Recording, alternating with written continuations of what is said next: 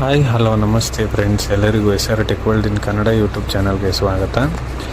ಈ ಒಂದು ವಿಡಿಯೋದಲ್ಲಿ SSP ಸ್ಕಾಲರ್ಶಿಪ್ ಅಮೌಂಟು ಕ್ರೆಡಿಟ್ ಆಗಿದೆ. ಸೊ ಯಾವೊಂದು ಕ್ಯಾಟಗರಿಯ ವಿದ್ಯಾರ್ಥಿಗೆ ಅಮೌಂಟು ಕ್ರೆಡಿಟ್ ಆಗಿದೆ ಮತ್ತು ಎಷ್ಟು ಕ್ರೆಡಿಟ್ ಆಗಿದೆ ಅನ್ನೋದನ್ನು ಈ ಒಂದು ವಿಡಿಯೋದಲ್ಲಿ ತಿಳಿಸ್ಕೊಡ್ತೀನಿ. ಬನ್ನಿ ವಿಡಿಯೋನ ಸ್ಟಾರ್ಟ್ ಮಾಡೋಣ. ಸೊ ನೀವಿವಾಗ ಇಲ್ಲಿ ಗಮನಿಸ್ತಾ ಇರ್ಬೋದು, ನಾನು SSP ಸ್ಕಾಲರ್ಶಿಪ್ ಪೋರ್ಟಲಲ್ಲಿದ್ದೀನಿ. ಸೊ ಇವಾಗ ಮೊದಲನೇದಾಗಿ ನಾನು ಲಾಗಿನ್ ಆಗ್ತಾಯಿದ್ದೀನಿ. ಸೊ ಸ್ಟೂಡೆಂಟ್ ID ಮತ್ತು ಪಾಸ್ವರ್ಡ್ನ ಎಂಟರ್ ಮಾಡಿದ್ದೀನಿ. ಅದೇ ಥರ ಕ್ಯಾಪ್ಚನ ಎಂಟರ್ ಮಾಡ್ಕೋತಾ ಇದ್ದೀನಿ. ಕ್ಯಾಪ್ಚನ ಎಂಟರ್ ಮಾಡಾದ್ಮೇಲೆ ಸ್ಟೂಡೆಂಟ್ ಲಾಗಿನ್ ಮೇಲೆ ಕ್ಲಿಕ್ನ ಮಾಡ್ಕೋತಾ ಇದ್ದೀನಿ. ಸೊ ಸ್ಟೂಡೆಂಟ್ ಲಾಗಿನ್ನ ಕ್ಲಿಕ್ ಮಾಡ್ಕೊಂಡಾದ್ಮೇಲೆ ನಿಮಗೆ ಇಲ್ಲಿ ಇಯರ್ ವೈಸ್ ಸ್ಟೂಡೆಂಟ್ ಸ್ಟೇಟಸ್ ಅಂತ ಇದೆ. ಸೊ ಅದ್ರ ಮೇಲೆ ನೀವು ಕ್ಲಿಕ್ನ ಮಾಡ್ಕೋಬೇಕಾಗುತ್ತೆ. ಸೊ ಕ್ಲಿಕ್ನ ಮಾಡ್ಕೊಂಡ ತಕ್ಷಣ ಅಕಾಡೆಮಿಕ್ ಇಯರ್ ಕೇಳುತ್ತೆ. ಸೊ ಅಕಾಡೆಮಿಕ್ ಇಯರ್ ಮೇಲೆ ನೀವು ಕ್ಲಿಕ್ನ ಮಾಡಿಕೊಂಡ್ರೆ ಇಲ್ಲಿ 2023 ಮತ್ತು 2024 ಅನ್ನೋದನ್ನ ಸೆಲೆಕ್ಟ್ ಮಾಡ್ಕೋಬೇಕು. ಸೆಲೆಕ್ಟ್ ಮಾಡ್ಕೊಂಡಾದ್ಮೇಲೆ V1 ಅದ್ರ ಮೇಲೆ ನೀವು ಕ್ಲಿಕ್ನ ಮಾಡಿಕೊಂಡ್ರೆ ಸೊ ಇಲ್ಲಿ ನಿಮ್ಮ ಸ್ಕಾಲರ್ಶಿಪ್ ಸ್ಟೇಟಸ್ ಓಪನ್ ಆಗುತ್ತೆ. ಸೊ ಇಲ್ಲಿ ನೀವು ಸ್ಕ್ರೀನ್ ಮೇಲೆ ಗಮನಿಸ್ತಾ ಇರ್ಬೋದು, ಅಪ್ಲಿಕೇಶನ್ ಸಬ್ಮಿಟ್ ಆಗಿರೋದು 2/3/2024 ತಾರೀಕು. ಒಂದು ವಿದ್ಯಾರ್ಥಿ ಯಾವ ಒಂದು ಡಿಪಾರ್ಟ್ಮೆಂಟ್ಗೆ ಸೇರಿರ್ತಾರೆ ಅಂದರೆ ಸೋಷಿಯಲ್ ವೆಲ್ಫೇರ್ ಡಿಪಾರ್ಟ್ಮೆಂಟ್ಗೆ ಸೇರಿರ್ತಾರೆ. ಸೊ ಇವರು BE ಫಸ್ಟ್ ಇಯರ್ ಆಗಿರ್ತಾರೆ.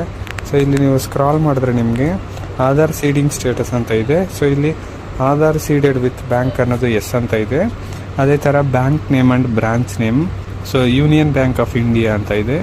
ಮತ್ತು ನೇಮ್ ಮ್ಯಾಚಿಂಗ್ ರಿಸಲ್ಟಲ್ಲಿ ನಿಮಗೆ ನೇಮ್ ಮ್ಯಾಚ್ ವಿತ್ ಆಧಾರ್ ಅಂತ ಇದೆ. ಸೊ ಅದೇ ಥರ ಇಲ್ಲಿ ಅಪ್ಲಿಕೇಶನ್ ವೆರಿಫಿಕೇಷನ್ ಸ್ಟೇಟಸ್ನ ನೀವು ಗಮನಿಸ್ತಾ ಇದ್ದರೆ ಫಸ್ಟ್ ಲೆವೆಲಲ್ಲಿ social welfare department application verified yes ಇದೆ, ಅಪ್ರೂವ್ಡ್ ಆಸ್ ಎಲಿಜಿಬಲ್ ಕೂಡ ಎಸ್ ಇದೆ. Scholarship components approved for payment ಅಂತ ಇದೆ.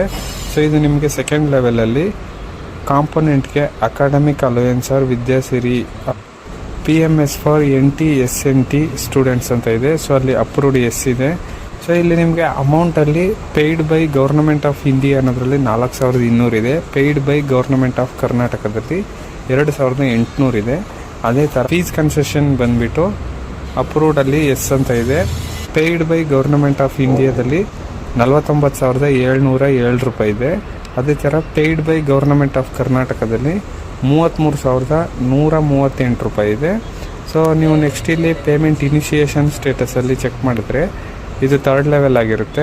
ಸೊ ಇಲ್ಲಿ ನಿಮಗೆ academic allowance push to DBT no ಅಂತ ಇದೆ. ಅಮೌಂಟ್ ಕೂಡ ಡಿಸ್ಪ್ಲೇ ಆಗ್ತಾ ಇಲ್ಲ. Fees amount push to DBT for payment ಅದರಲ್ಲಿ ಎಸ್ ಅಂತ ಇದೆ. ಅದೇ ಥರ ಅಮೌಂಟು 35,938 ರೂಪಾಯಿ ಇದೆ. ನೆಕ್ಸ್ಟ್ ನಿಮಗೆ ಪೇಮೆಂಟ್ ಸ್ಟೇಟಸ್ ಇನ್ DBTಯಲ್ಲಿ 4th ಲೆವೆಲ್ ಬರುತ್ತೆ. ಸೊ ಇಲ್ಲಿ ನಿಮಗೆ payment approved by DDO in DBTಯಲ್ಲಿ ಎಸ್ ಅಂತ ಇದೆ.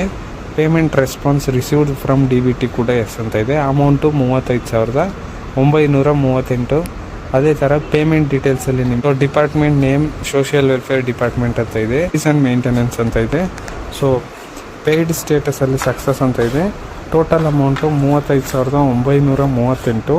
ಮತ್ತು ನಿಮ್ಮ ಬ್ಯಾಂಕ್ ನೇಮ್ ಇರುತ್ತೆ, ಅದೇ ಥರ ಬ್ಯಾಂಕ್ ಅಕೌಂಟ್ ನಂಬರ್ ಇರುತ್ತೆ, ಮತ್ತು UTR ನಂಬರ್ ಇರುತ್ತೆ. ಕ್ರೆಡಿಟ್ ಆನ್ ನಿಮಗೆ ಯಾವತ್ತು ಅಮೌಂಟ್ ಬಂದಿದೆ ಆ ಒಂದು ಡೇಟ್ನ ಕೊಟ್ಟಿರ್ತಾರೆ. ಸೊ ಇಲ್ಲಿ ನೀವು ಗಮನಿಸ್ತಾ ಇರ್ಬೋದು 30/3/2024 ತಾರೀಕು ಈ ಒಂದು ಅಮೌಂಟು ಕ್ರೆಡಿಟ್ ಆಗಿದೆ. ಎಲ್ಲರಿಗೂ ಕೂಡ ಅಮೌಂಟ್ನ ಕ್ರೆಡಿಟ್ ಮಾಡ್ತಿದ್ದಾರೆ. ಸೊ ನಿಮಗೆ ಅಮೌಂಟ್ ಬಂದಿದೆಯೇ ಇಲ್ವಾ ಅಂತ ನನಗೆ ಕಮೆಂಟ್ ಸೆಕ್ಷನಲ್ಲಿ ತಿಳಿಸಿ.